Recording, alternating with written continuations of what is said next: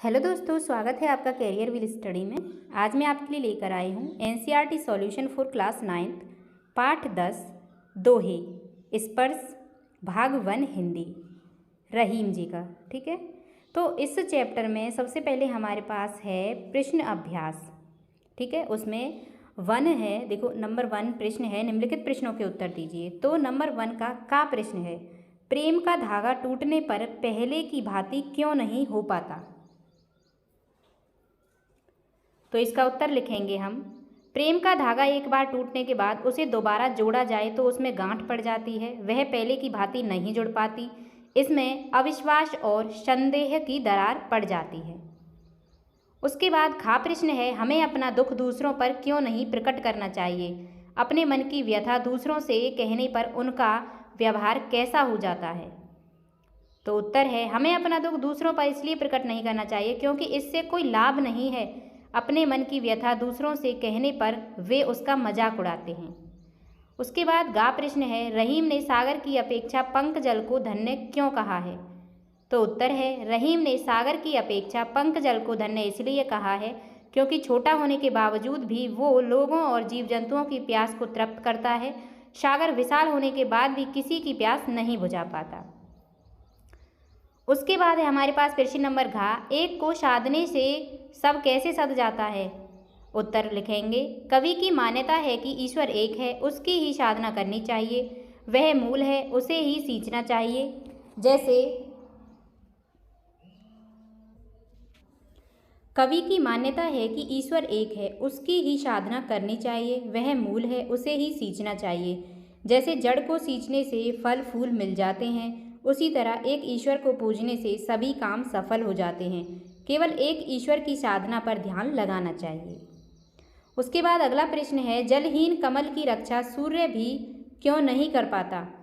उत्तर डालेंगे और लिखेंगे, जलहीन कमल की रक्षा सूर्य भी इसलिए नहीं कर पाता क्योंकि उसके पास अपना कोई सामर्थ्य नहीं होता। कोई भी उसी की मदद करता है जिसके पास आंतरिक बल होता है, नहीं तो कोई मदद करने नहीं आता।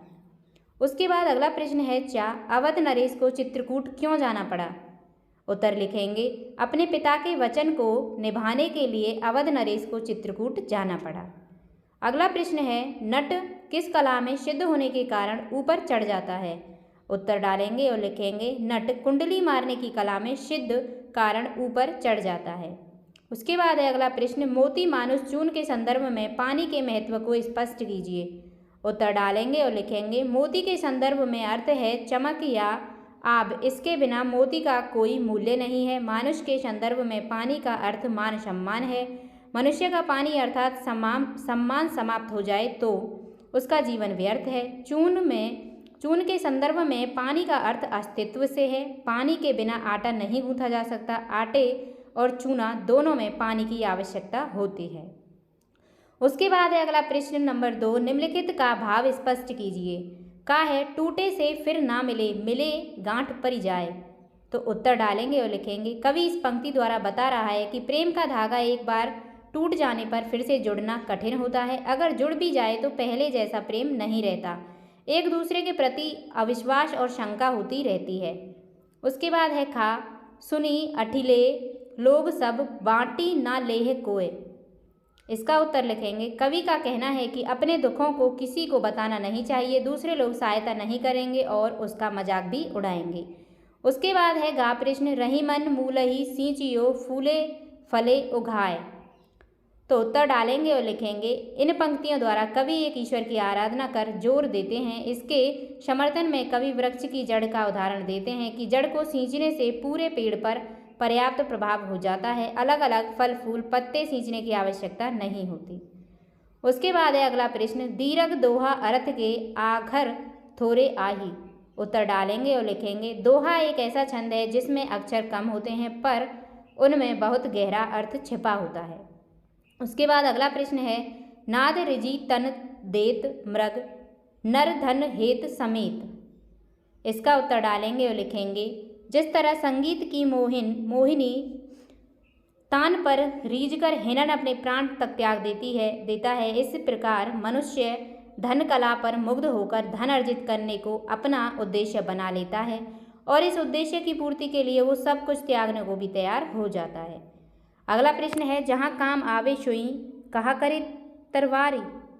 इसका उत्तर लिखेंगे, हर एक छोटी वस्तु का अपना अलग महत्व होता है। कपड़ा सिलने का कार्य तलवार नहीं कर सकता, वहाँ सुई ही काम आती है, इसलिए छोटी वस्तु की अपेक्षा नहीं करनी चाहिए।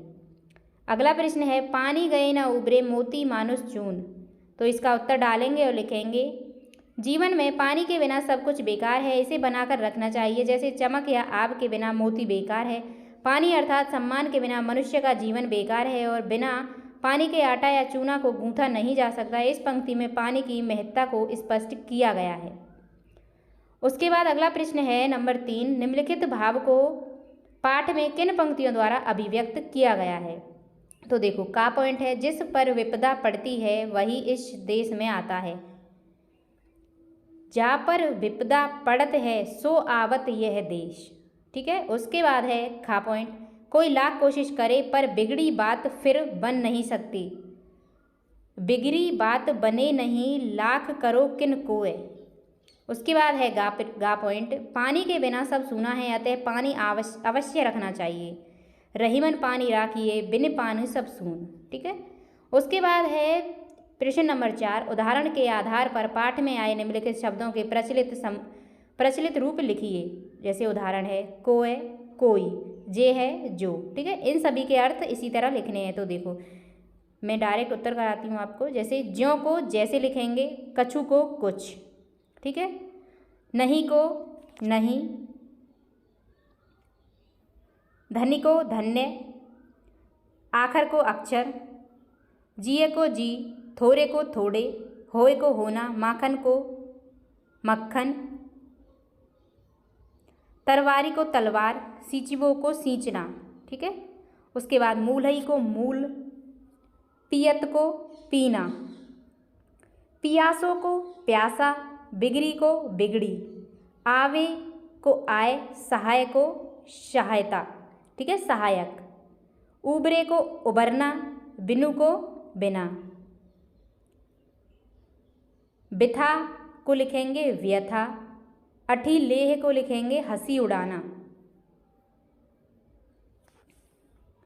परिजाय को लिखेंगे पड़ जाए। ठीक है। इसी के साथ आपका चैप्टर समाप्त हो चुका है। उम्मीद करती हूँ वीडियो आपको पसंद आई होगी। अगर वीडियो अच्छी लगी तो वीडियो को लाइक करें और हमारे चैनल को सब्सक्राइब करें। मिलते हैं नेक्स्ट वीडियो में न्यू चैप्टर के साथ। धन्यवाद।